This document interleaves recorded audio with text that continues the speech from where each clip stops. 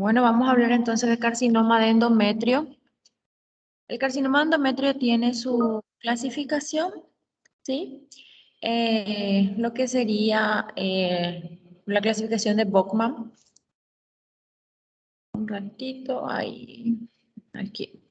La clasificación de Bowman clasificó los carcinomas endometriales en dos tipos. Están los carcinomas endometriales tipo 1 y están los tipo 2. ¿De qué depende esto? ¿De qué depende esta clasificación? De que esté o no bajo la influencia estrogénica. Los carcinomas endometriales tipo 1 son los que no, en este caso, perdón, son los dependientes de estrógeno, son los que tienen mejor pronóstico, son usualmente carcinomas que tanto son tan quimiorrespondedores como también generalmente se diagnostican en estadios iniciales y aunque el diagnóstico se diera en estadio un poquito más avanzado, pues la respuesta al tratamiento sigue siendo buena, incluso se puede beneficiar de algún tipo de tratamiento hormonal también. Y están los tipos 2.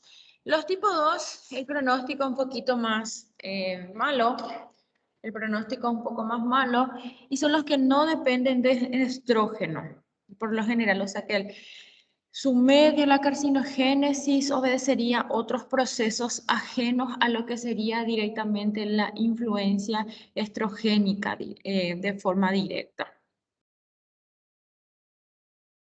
La etiología más común en el tipo 1, que sería la que depende directamente de estrógeno, ¿sí?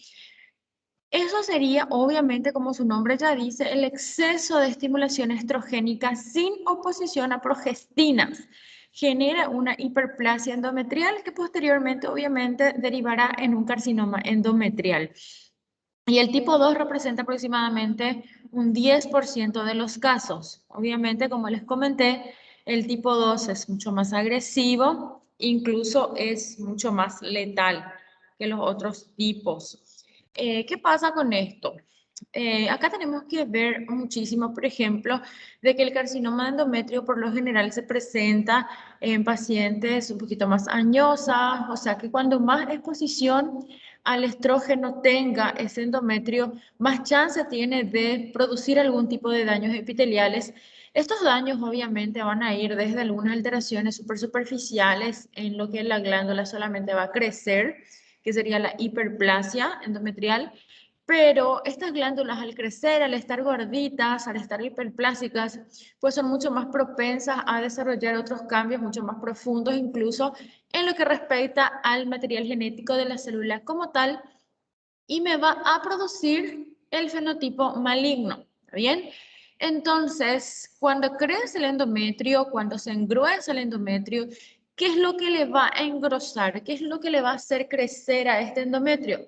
Generalmente lo que sucede aquí es que recibe un influjo sin parar estrogénico. Ustedes saben de que por todo el ciclo menstrual nosotros pasamos sí por una fase proliferativa en donde el endometrio suele proliferar, se pone gordita y luego nosotros ¿qué hacemos? Menstruamos.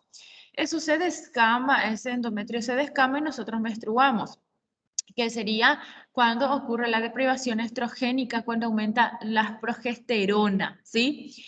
Pero en algunas mujeres, por ejemplo, que ya tuvieron su menopausia y que reciben algún tipo de terapia de sustitución hormonal que sea rico en estrógenos, por ejemplo, ese endometrio no va a descamarse mediante la menstruación, entonces va a seguir engrosándose, engrosándose, engrosándose, produciéndose estos cambios en la glándula, en el tamaño como tal de la célula, lo que sería la hiperplasia, y esta hiperplasia pues sería como si fuera una lesión premaligna, ¿sí? Lo que sería la precursora potencial de los cambios que van a ocurrir durante la carcinogénesis del cáncer de endometrio.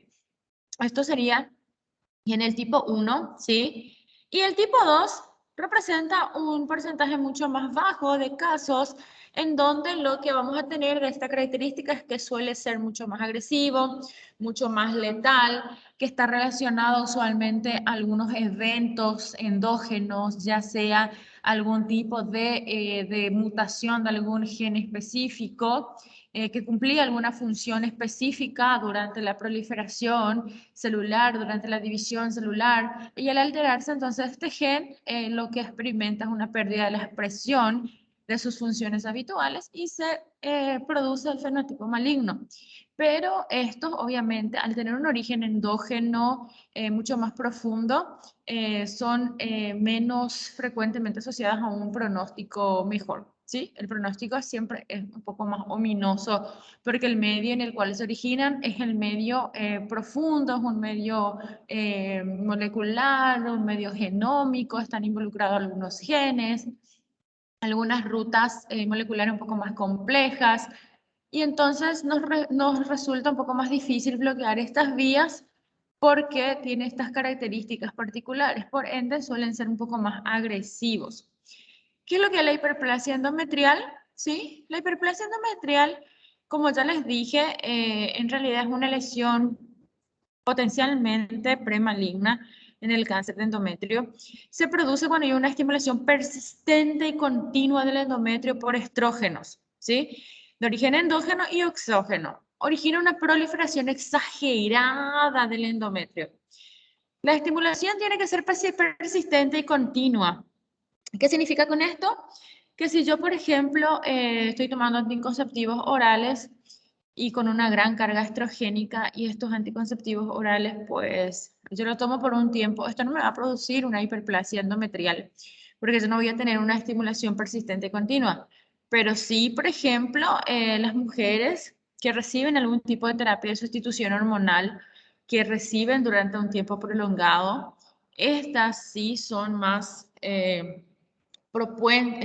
propensas a desarrollar algunos cambios ya en lo que sería el tamaño de la célula, y posteriormente esto van a dar lugar a cambios mucho más profundos en el fenotipo de esa célula, que se va a convertir finalmente en un fenotipo maligno. Entonces, ¿cuál es el requisito? Que la estimulación sea persistente, que sea continua.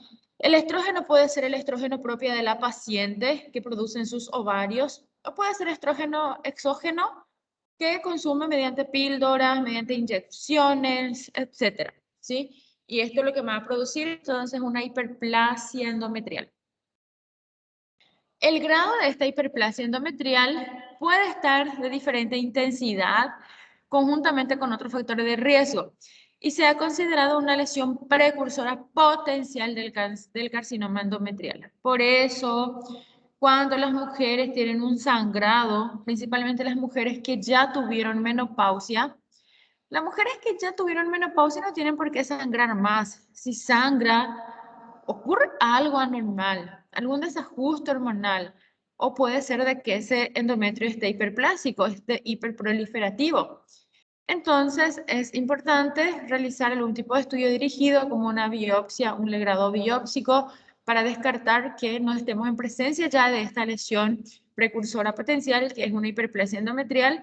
Y obviamente, si tenemos presencia de esta lesión, la posibilidad de desarrollar un carcinoma de endometrio es mucho mayor de que una paciente que no tuviera esta condición, ¿sí? Entonces, es la lesión precursora potencial del cáncer de endometrio, la hiperplasia endometrial. En la hiperplasia endometrial, el endometrio está gordito, está engrosado, a veces sobresalen algunos pólipos, ¿sí? Que están proliferados, que prolifera tanto en el epitelio glandular endometrial como del estroma. Esto es muy importante porque incluso algunas mujeres no consultan o no le dan importancia a estos sangrados después de la menopausia. Dicen, no, que seguramente que se está regulando su periodo, no, que seguramente que tiene algún mioma, o toman algunos medicamentos para cesar el sangrado, pero realmente nunca se busca la causa. Y ustedes siempre tienen que buscar la causa. Una mujer que ya está en la menopausia no tiene por qué sangrar, no es normal, no es fisiológico. No piensen de que va a ser así nomás, no, tienen que tratar de buscar la causa. Una ecografía transvaginal es suficiente para medir el grosor del endometrio, y si encontramos un endometrio gordito, pues realizar un legrado biópsico y tomar todas las conductas pertinentes. Obviamente Si estamos encontrando una hiperplasia endometrial, no estamos hablando todavía de cáncer, pero sí ya podemos tomar todas las conductas para evitar que esto pues siga progresando y que después se generen cambios mucho más profundos en la célula. Aquí estamos viendo que tenemos diferentes tipos de hiperplasia, desde la simple hasta una hiperplasia atípica como tal. La simple que va desde glándulas dilatadas, que están grandes, que están gorditas. Luego estas se agrupan. Luego estas se agrupan y luego ya tienen algunos núcleos con alguna atipia.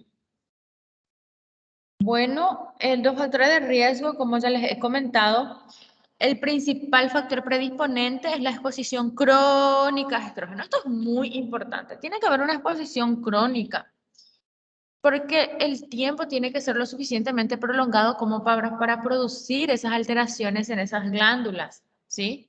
Y tiene que ser sin oposición por progesterona, porque ustedes saben que la progesterona es lo que descama el endometrio. Esta oposición por progesterona es lo que nosotros tenemos en nuestro ciclo menstrual. La mujer, cuando va a empezar a menstruar, cuando va a menstruar, recibe el influjo estrogénico, el endometrio se va engrosando, se va poniendo gordito, hiperplásico, obviamente, y luego viene la progesterona, actúa la progesterona y este endometrio se descama y la mujer menstrua. Esto es lo normal, lo fisiológico. ¿Qué pasa en una mujer posmenopáusica? Que ya no ocurre esta oposición de progesterona, ¿sí? Entonces, si la mujer está posmenopáusica y si está recibiendo algún estrógeno exógeno en forma de terapia de sustitución hormonal, en forma de algún tipo de terapia hormonal, qué sé yo, o el propio estrógeno endógeno de esa mujer, porque su menopausia fue muy tardía, entonces se expuso mucho tiempo al estrógeno de forma crónica y llegó a ser sin oposición a progesterona en ese periodo de su vida. Entonces sí, evidentemente tiene un riesgo muy incrementado de desarrollar el carcinoma de endometrio. Nosotros por eso los oncólogos siempre tenemos recelo de las terapias de sustitución hormonal que los ginecólogos les suelen indicar a las pacientes. Y ustedes van a ser médicos, todos van a ser médicos, independientemente de la especialidad que ustedes vayan a elegir, o si van a quedarse como médico de familia, médico general, no importa, todos deben de manejar y al menos saber llevar, saber aconsejar a las mujeres en el climaterio y la menopausia, ¿sí? De aceptar esos cambios como fisiológicos, si ya degenera, si ya tienen esos cambios son fisiológicos, nuestro cuerpo humano es inteligente y todos los cambios que suceden por algo, por un reloj biológico. Entonces traten de que la mujer pueda aceptar, que pueda pasarla bien el periodo de la menopausia y el climaterio, pero no sean ustedes lo que le indiquen bombas de hormonas que posterior a esto le puede desencadenar un cáncer. Nosotros en realidad tenemos muchísimo recelo con todas estas terapias de sustitución hormonal. Siempre preconizamos la aceptación del paciente y obviamente depende mucho del médico que le está viendo en este periodo para que la mujer pueda pasar sin mayores síntomas, sin mayores molestias este climaterio, ¿verdad? Justamente para evitar todo lo que nosotros sabemos que puede producir el cáncer de endometrio. Estos son algunos factores de riesgo. La obesidad, ustedes saben que la obesidad es un factor de riesgo común con todas las enfermedades oncológicas, ¿sí? La obesidad siempre está presente no solamente en el cáncer de endometrio, sino en cáncer de mama y en muchos otros tumores, tanto por todo lo que supone la obesidad como ustedes saben que del tejido adiposo se puede formar en la periferia estrógeno por medio de unas hormonas que son las aromatasas. Entonces, esas aromatasas catalizan la producción, ¿sí?, de estrógeno a partir de los andrógenos de los tejidos periféricos, como por ejemplo del tejido adiposo. Entonces, la mujer más gordita puede recibir o puede producir más estrógenos periféricos, ¿sí?, mediante el tejido adiposo que le va a dar este precursor del estrógeno, ¿sí? Y mediante esas enzimas aromatasas, pues entonces se obtiene ese estrógeno a partir de esos tejidos periféricos, como por ejemplo el tejido adiposo. Y obviamente esto tiene relación con el síndrome metabólico, también la edad avanzada a mayor edad, mayor tiempo de exposición al estrógeno y mayor también cambio, ¿verdad? Le da más tiempo a producir el proceso crónico, porque ya saben que en oncología el proceso tiene que ser crónico, no es que yo fumé un día y voy a tener cáncer de pulmón, no es que yo me expuse un día, unos meses al estrógeno y voy a tener algún cáncer, no. Siempre es una exposición crónica que va acompañada obviamente de la edad avanzada también. La historia de cáncer de mama y ovario, hay algunos síndromes genéticos, como por ejemplo el síndrome de Lynch, ¿sí? Este síndrome de Lynch está relacionado con más de un tipo de cáncer, como por ejemplo los cánceres del aparato gastrointestinal, colon, gástrico, mama, ovario. Antecedente de hiperplasia endometrio, una mujer que ya tuvo antecedente de hiperplasia significa de que está recibiendo una estimulación crónica de estrógeno y que esa mujer tiene mucha más posibilidad de desarrollar un cáncer de endometrio que de otra mujer que no tiene antecedente de hiperplasia de endometrio. Administración de exógenos, ¿sí?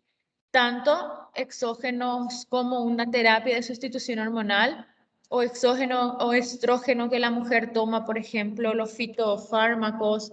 Hay algunos estrógenos vía oral que vienen con algunos suplementos que la mujer compra y toma justamente para hacer crecer los pechos, hacer crecer la cola, evitar los síntomas de la menopausia, ¿verdad? Es difícil realmente aceptar que de pronto nuestro cuerpo cambia o que vamos experimentando algunos síntomas. Entonces en el mercado abundan estos suplementos en forma de hormonas, que en realidad lo que más hace es mal que bien, ¿verdad? Porque hay muchas formas de poder sobrellevar bien la menopausia. Si hay problemas con la lubricación vaginal, se utilizan algunos lubricantes vaginales para facilitar el coito. De pronto el pelo, las uñas, ¿verdad? Se puede utilizar otro tipo de terapia para tratar de ayudar a lo que sería la textura, ¿sí? De la piel. Hay muchas pomadas, muchas cremas que la mujer puede usar. En realidad tenemos que siempre darle alternativas, ¿sí? No es bueno que tome un estrógeno porque su cuerpo ya decliva, su cuerpo ya deja de producir. ¿Y quiénes somos nosotros para estar dándole a la fuerza algo que el cuerpo como tal genéticamente ya está codificado para dejar de producir? ¿Sí? Prestemos atención a esto, chicos, también porque vemos de forma muy frecuentemente que indican suplementos hormonales así a la libre, como si fueran que son tan inocuas, como si fuera que no producen ningún tipo de daño. Está el uso de tamoxifeno. El tamoxifeno es una hormonoterapia que nosotros usamos para algunas pacientes con cáncer de mama y también cáncer de ovario, como una terapia para las mujeres que tienen cáncer de mama que expresan receptores hormonales, ¿sí? Una terapia antihormonal. Pero una de las reacciones adversas que puede producir el tamoxifeno justamente es el engrosar el endometrio, produce un grosor en el endometrio. Por eso nosotros cuando tenemos pacientes que están tomando tamoxifeno, ¿sí? Generalmente pedimos estudios como una ecografía intravaginal para estar verificando si de pronto el endometrio empezó a engrosarse o no. Si el endometrio empieza a engrosarse, lo que podemos suspender transitoriamente el tamoxifeno, ¿sí? Pero si el endometrio se engruesa demasiado, ya que es a riesgo de o ya produce una hiperplasia endometrial como tal, nos vemos obligados a realizar una biopsia porque ya hemos visto un cáncer de endometrio también relacionado con el uso de tamoxifeno sin que la paciente haya tenido algún control de esto, ¿sí? La menarquía temprana y la menopausia tardía. Esto es lo mismo, por ejemplo, en el cáncer de mama. La chica que tuvo su menstruación a forma muy temprana se expuso a estrógeno durante ese periodo, desde ese periodo. Y si, por ejemplo, su menarquía fue a los 9 años y la mujer tuvo su menopausia a los 54 años, muchísimo tiempo de exposición al estrógeno. Imagínense todo ese tiempo, una exposición persistente, una exposición crónica, que puede ser de que obviamente esa mujer desencadena algún tipo de hiperplasia endometrial que le lleve al cáncer de endometrio. Entonces, esto es muy importante. Cuando más joven tiene su primera menstruación y más tarde tiene su menopausia, el riesgo siempre es mayor. Y no solamente en lo que respecta a lo que sería el cáncer de endometrio, sino también el cáncer de mama, ¿sí? Dice que haber recibido terapia de reemplazo hormonal y la nuliparidad. Obviamente, haber recibido terapia de reemplazo hormonal.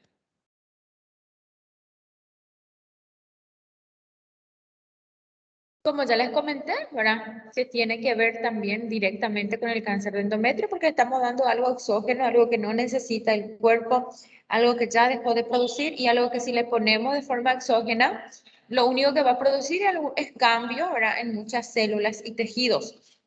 Y la nuliparidad, ¿sí? Cuando la mujer no tiene hijos, se expone mucho más tiempo al estrógeno. La mujer que tiene hijos en cada embarazo, pues se expone, ¿verdad? Se da esa oposición a la progesterona.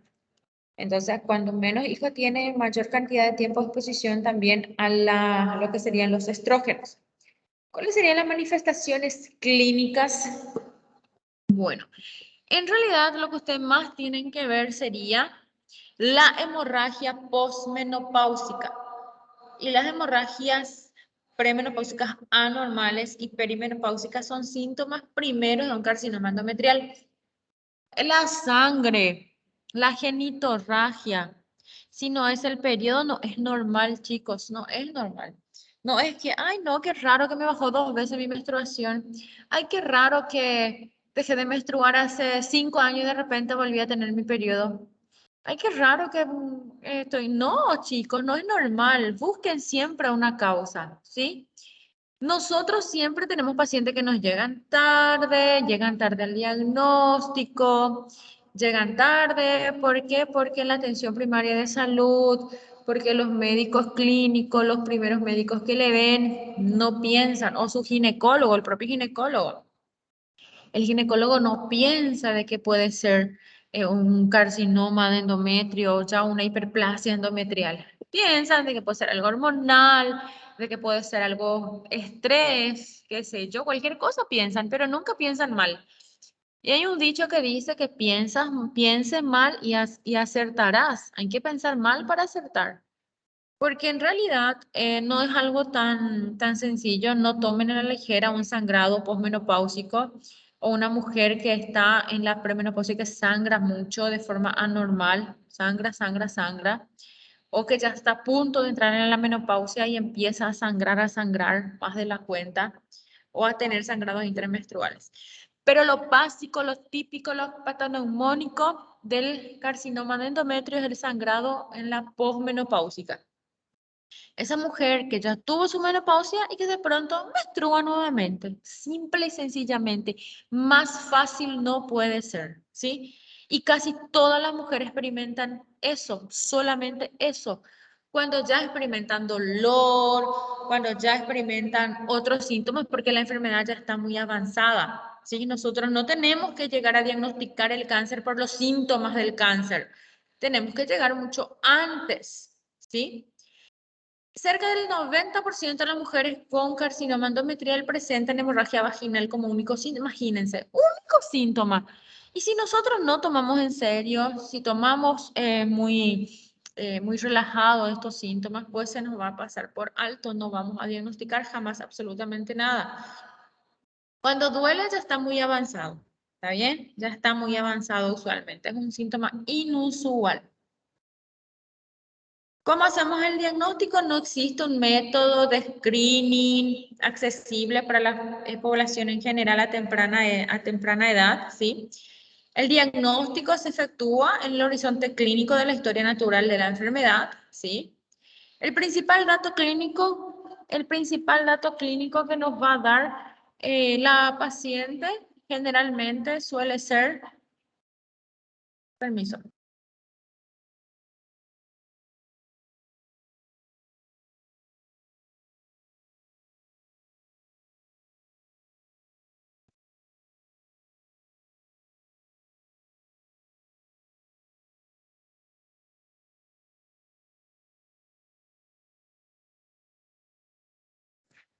Bueno, como ya les dije, el principal dato clínico es usualmente una hemorragia uterina anormal, ¿sí?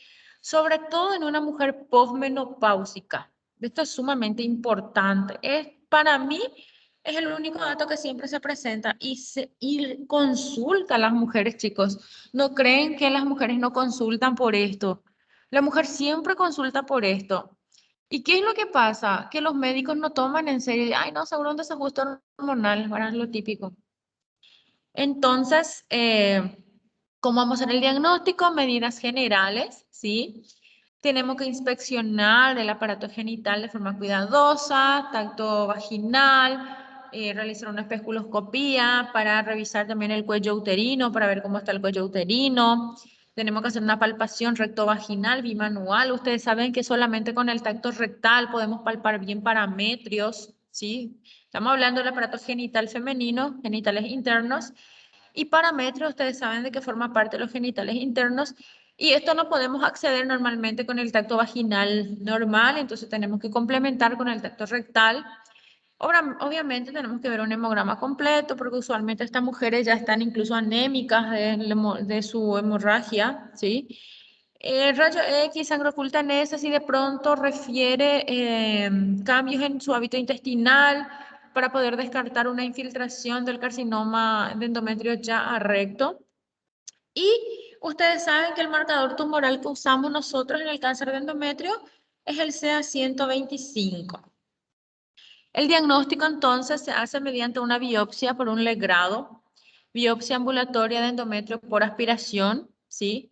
En realidad es aceptada como el método inicial en una paciente con hemorragia uterina anormal, ¿sí? Y tiene una certeza diagnóstico de hasta un 98%, o sea que demasiado efectivo suele ser las biopsias para diagnosticar un carcinoma de endometrio. Ya todas las mujeres que tienen hemorragia uterina disfuncional, le pido la ecografía transvaginal y cuando yo veo que ya el endometrio está un poquito ya grueso, que está engrosado, que ya tiene como 10 milímetros, ya le mando para que el ginecólogo le haga la biopsia, el grado biópsico. Se puede hacer una histeroscopía, una dilatación, ¿verdad? Con curetaje fraccionado, ¿sí? Y obviamente, primero, antes de todo esto, le pedimos la ecografía transvaginal y realizamos el examen físico cuidadoso del genital. Aquí vemos la forma en que estaría, ¿verdad? La hiperplasia endometrial, esto sería una forma de hiperplasia polipoidal, como polipitos.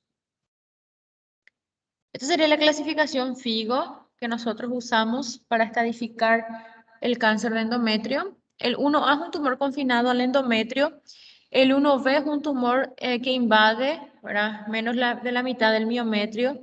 Un 1C es un tumor que invade más de la mitad del miometrio. Un 2A es un tumor que invade las glándulas endocervicales.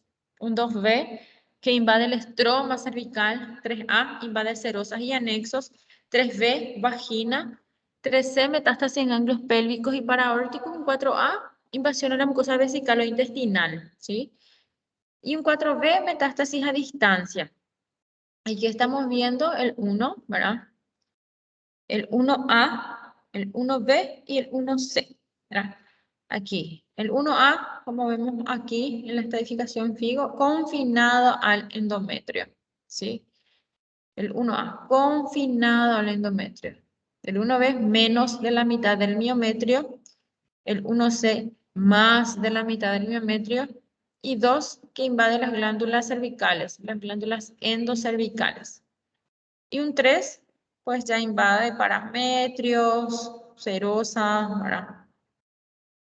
Aquí vemos un 4, un 4A cuando invade, por ejemplo, vejiga, recto, y un 4B cuando tiene metástasis a distancia. Aquí estamos viendo los factores pronósticos en el cáncer de endometrio.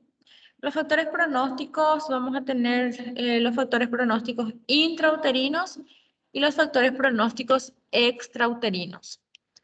En los factores pronósticos intrauterinos tenemos, por ejemplo, el tipo histológico, el tipo 1 es de mejor pronóstico, el tipo 2 de peor pronóstico, el grado de diferenciación, a mayor grado de diferenciación, peor pronóstico, la extensión a cervix también, y la invasión al espacio linfovascular, si hay o no invasión, Si hay invasión al espacio linfovascular, también el pronóstico es peor.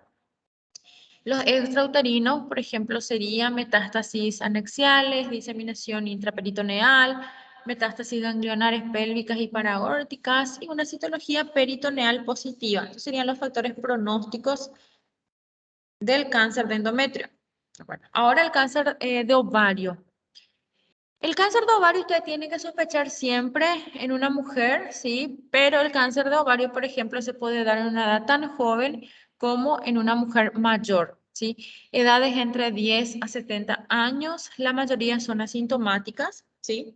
Entonces, usualmente se diagnostica mediante una ecografía en donde muestra que hay una masa en proyección de anexo, sí, con un CA 125 elevado.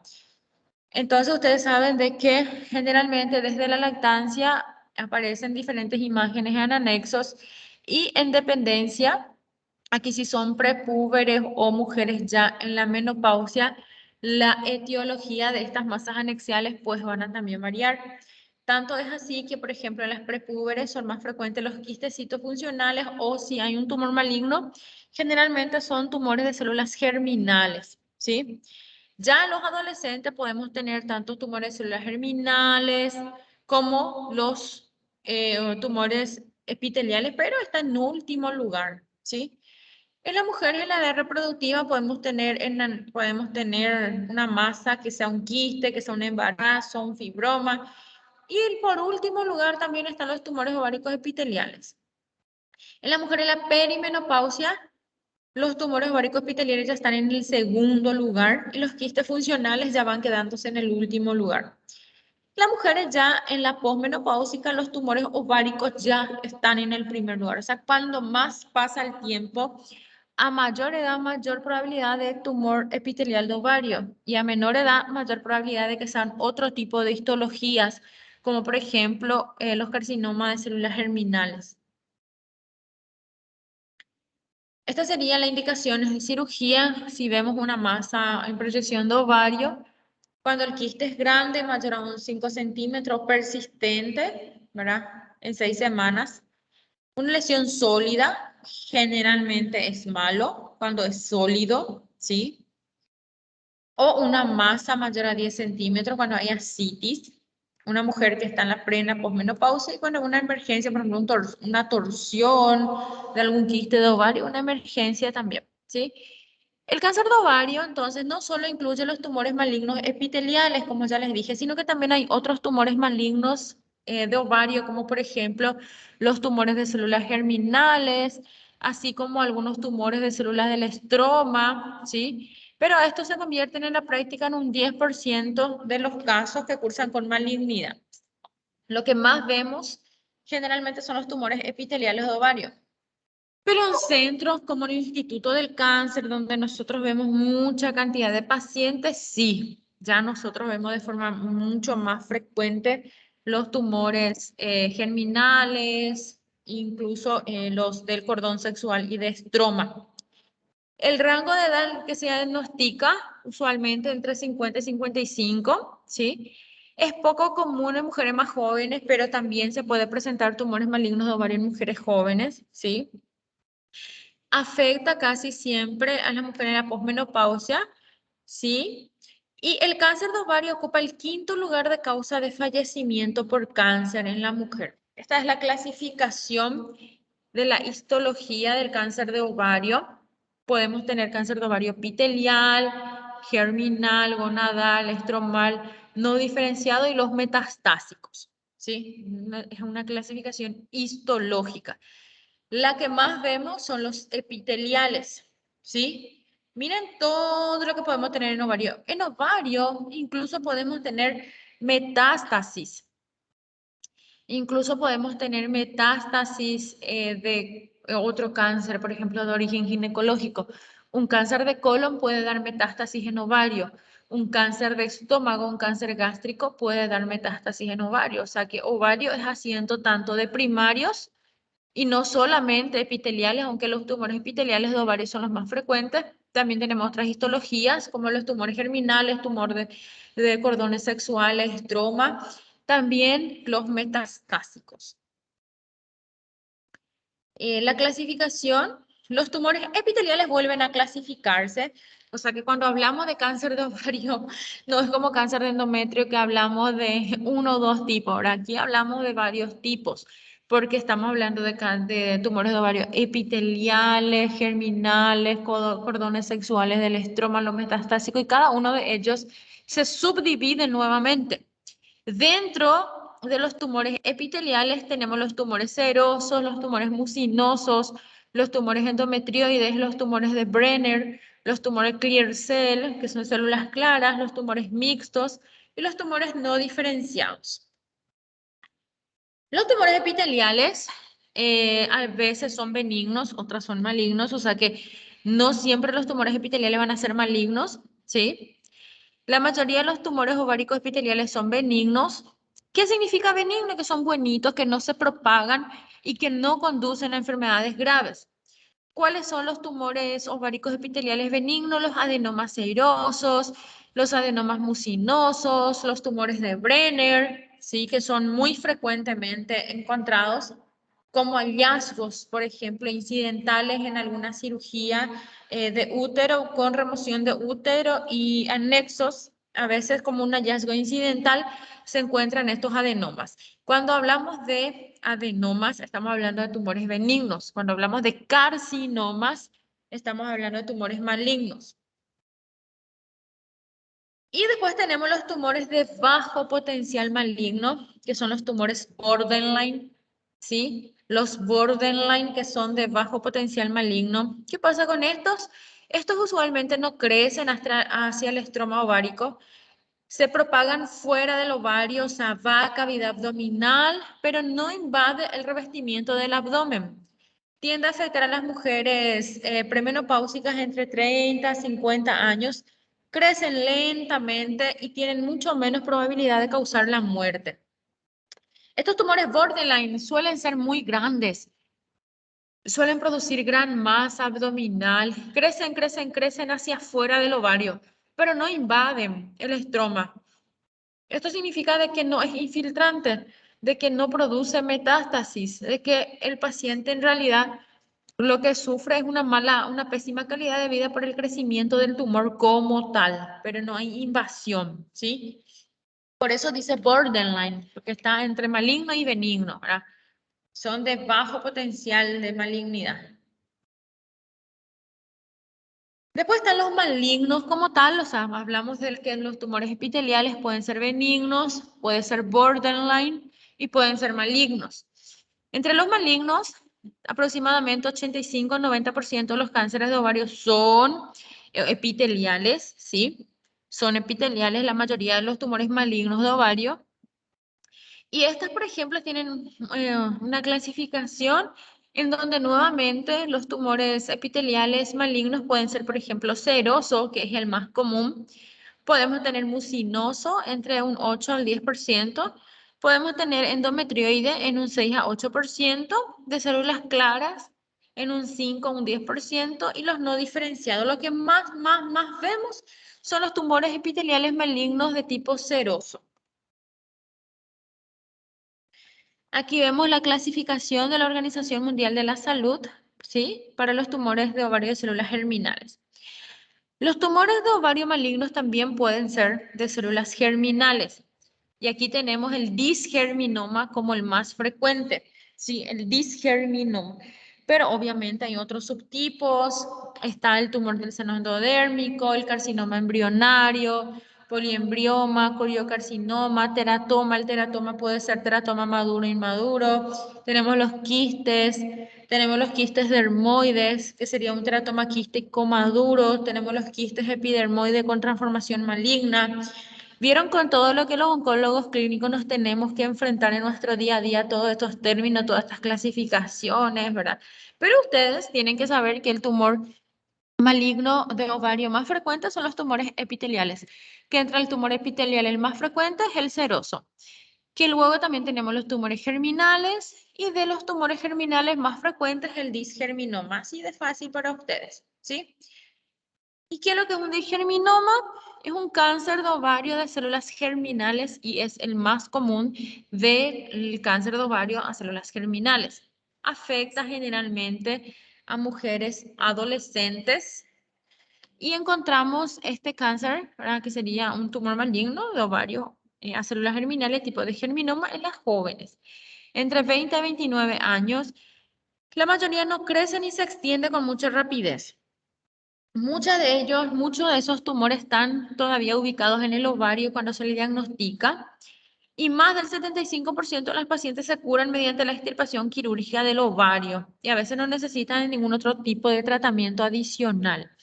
A veces incluso cuando el tumor se ha extendido más allá del ovario, ¿sí? La quimioterapia o la cirugía puede llegar a curar la mayoría de estos pacientes. Luego tenemos los teratomas, ¿sí? Los teratomas generalmente tienen componentes que se asemejan a cada una de las tres capas del embrión. En embriología ustedes estudiaron estas capas, el endodermo, el mesodermo y el endodermo, que fueron los que dieron origen, por ejemplo, a todas las células y tejidos del organismo. El ectodermo generalmente del sistema nervioso central. Entonces, este teratoma, como tiene los elementos de cada una de las capas de los cuales se originaron nuestras células y tejidos, va a tener cabello, va a tener diente, va a tener pelo, va a tener de todo tiene, ¿verdad? Y son algunos tumores de ovario que cuando se le hace la cirugía se corta y ve que tiene pedazo de diente, pedazo de hueso, pedazo de cabello, ¿verdad? Son los teratomas. La forma benigna es el teratoma maduro, ¿sí? Y la forma maligna, la forma cancerosa es el teratoma inmaduro. El teratoma maduro son los quistes, ¿sí? Los quistes dermoides, ¿sí? Es muy frecuente el teratoma maduro. Afecta a mujeres en edad de procreación, ¿sí? Pero también puede afectar a adolescentes. Generalmente no le afecta nunca a la mujer añosa. Estos tumores o quistes, más bien, porque estamos hablando de tumores benignos, de quistes, contienen muchas clases de tejidos benignos, como ya les dije. Puede tener hueso, puede tener pelo, puede tener diente. ¿Y cómo se cura? Cuando se saca el quiste, porque estamos hablando de que es un tumor benigno. Se saca el quiste y se curó el paciente. Pero luego está la forma cancerosa. La forma cancerosa es el teratoma inmaduro, ¿sí? Se presenta en niñas y mujeres jóvenes, por lo general menores de 18 años. Estos teratomas inmaduros son poco frecuentes, ¿sí? Y a veces contienen células que se asemejan a los tejidos embrionarios fetales, ¿sí? Por ejemplo, puede tener células del tejido conectivo, de las vías respiratorias, del cerebro. Cuando no se han extendido más allá del ovario, ¿sí? Y la inmadurez no es prominente, por ejemplo, un teratoma maduro de bajo grado se cura mediante la extirpación quirúrgica del ovario. Pero cuando se ha extendido más allá del ovario, ¿sí? O una gran parte del tumor tiene un aspecto muy inmaduro, se recomienda, sí, además de la extirpación quirúrgica, la quimioterapia como tal. O sea, la forma maligna del teratoma es el teratoma inmaduro. La forma benigna del teratoma es el teratoma maduro. ¿Y qué son? Son tumores germinales de ovario, ¿sí? Por ejemplo, como nosotros vamos a ver esto en las mujeres, por ejemplo, que tienen algunos factores de riesgo, el riesgo de padecer cáncer de ovario aumenta con la edad, la mitad de todos los cánceres de ovario se encuentran en mujeres de más de 63 años. Bueno, esto es relativo, ¿verdad? Serían tumores epiteliales, porque ya les dije que tenemos los germinales que se presentan en las mujeres mucho más jóvenes, ¿sí? Mucho más jóvenes. Generalmente está también relacionado con medicamentos para la fertilidad, con antecedentes familiares de ovario, antecedentes familiares de cáncer de mama, colorectal o antecedentes personales de cáncer de mama, ¿sí? ¿Qué pasa?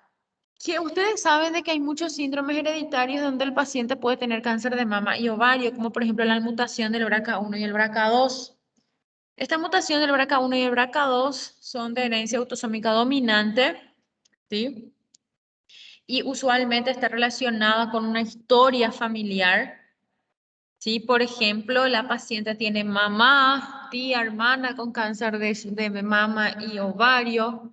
Hay un antecedente, hay una carga familiar. Entonces, estas personas que tienen esa carga familiar muy elevada, pueden realizarse su rastreo genético mediante la búsqueda de la mutación del BRCA1 y el BRCA2.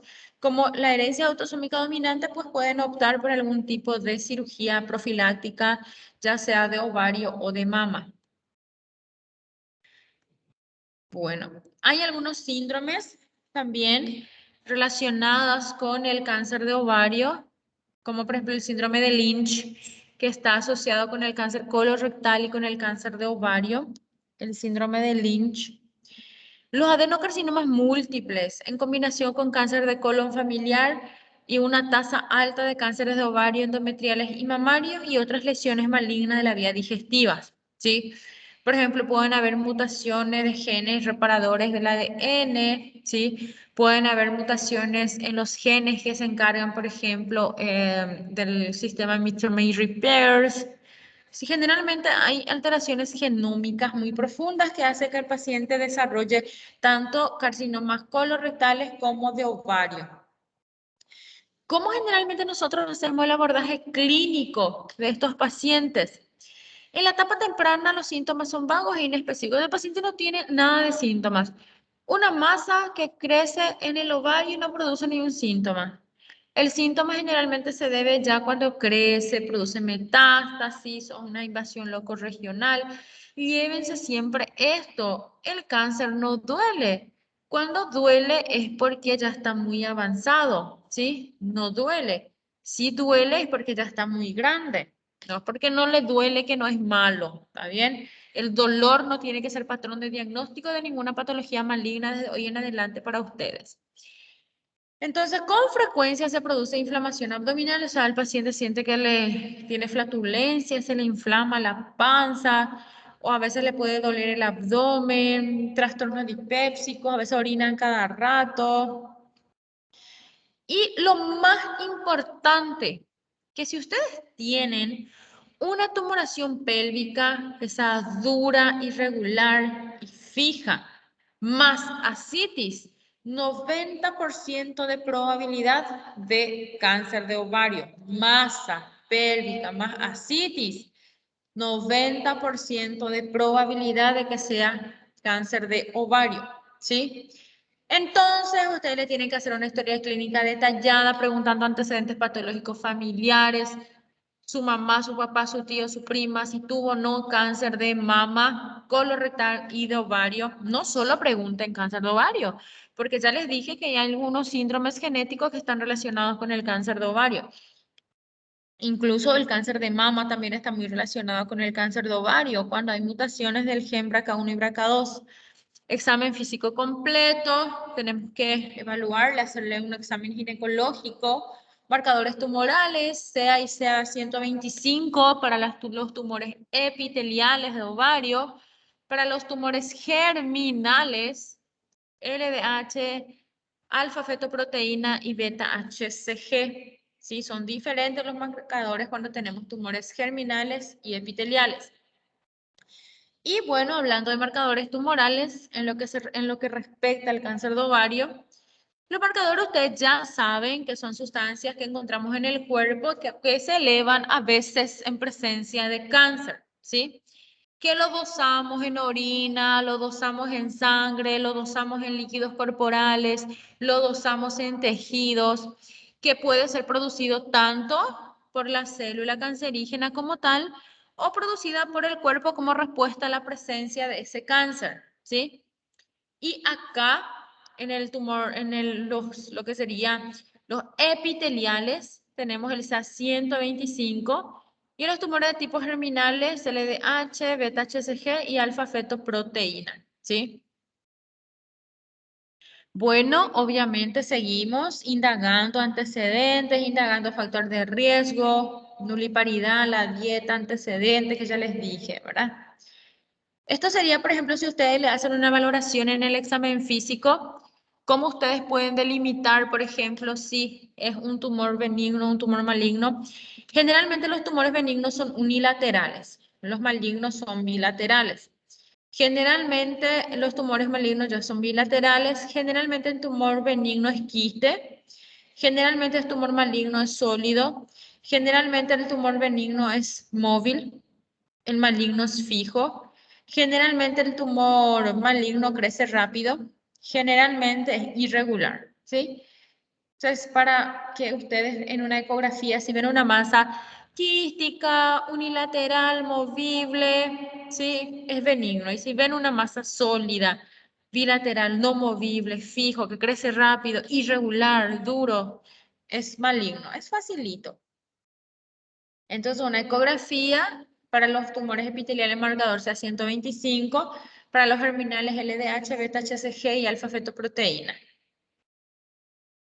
Bueno, el tratamiento hay muchos, en realidad no quiero entrar tanto en el tratamiento porque cambia muchísimo y ustedes no van a ser oncólogos, pero sí les digo de que siempre le tiene que operar, un tumor de ovario tiene que ser operado por un cirujano con criterio oncológico, un cirujano oncólogo, un ginecólogo oncólogo, ¿sí? Pero no por un ginecólogo general, no por un cirujano general, un cirujano oncólogo o un ginecólogo oncólogo que hizo la parte de oncología. ¿Por qué? Porque operar un tumor epitelial de ovario supone no solamente sacar el tumor, supone sacar el útero, sacar las trompas, sacar los ovarios, sacar los ganglios, hacer muestras del omen, sacar el omento, mentectomía, muestras de biopsia del diafragma, del hígado y lavado peritoneal, ¿sí? Para ver células ya en el peritoneo, o sea que una cirugía con criterio oncológico y luego, sí, que se me completa mi cirugía con criterio oncológico, yo veo si tiene o no posibilidades de recidiva de recaída, ¿verdad? Según los criterios que utilizamos nosotros los oncólogos clínicos para saber cuáles son los pacientes que pueden tener o no una posibilidad de recaída y pues a estos pacientes les realizamos algún tipo de tratamiento adyuvante, ¿está bien? La radioterapia se usa en el cáncer de endometrio, ¿sí? En el cáncer de ovario no usamos radioterapia, en el cáncer de endometrio sí, pero también el esquema un poquito más individualizado, posterior generalmente a la quimioterapia, los pacientes que se han operado y que tengan algún criterio de alto riesgo de recidiva, como por ejemplo una paciente que tenga compromiso de ganglios linfáticos pélvicos, un ejemplo. Yo no le voy a preguntar a ustedes tratamiento, solamente le estoy comentando así a grandísimo rasgo, ¿verdad? Luego tenemos la terapia hormonal que podemos usar en estos pacientes también. Bueno, yo no estoy diciendo ponerle estrógeno ni nada de eso, estoy diciendo, ¿verdad? Generalmente usar hormonoterapia como anastrozol, inhibidores de la aromatasa, utilizar medroxiprogesterona, acetato de medroxiprogesterona en algunos casos, para tratar de dar un poquito de oposición de progesterona a nuestros pacientes, ¿verdad? Entonces, así. Pero es, en términos generales, no todos los pacientes tampoco pueden recibir hormonoterapia. El cáncer de endometrio sí usamos, sí, pero en la cirugía es el principal tratamiento, ¿verdad? Del cáncer de ovario y endometrio, pero la quimio se sigue usando porque seguimos teniendo pacientes que tienen cirugías, ¿verdad? En donde tienen muchos factores de riesgo, incluso pacientes con cáncer de ovario que no pueden ser operados de entrada, como pacientes que tienen una gran masa tumoral, gran líquido acítico, gran elevación de marcadores tumorales, en donde no va a ser posible realizar la citorreducción óptima, entonces van a un esquema sistémica primero, ¿sí? Bueno, esto es toda la parte ginecológica. ¿Tienen alguna pregunta? La parte de genitales internos, ¿verdad? Nosotros no vamos, yo no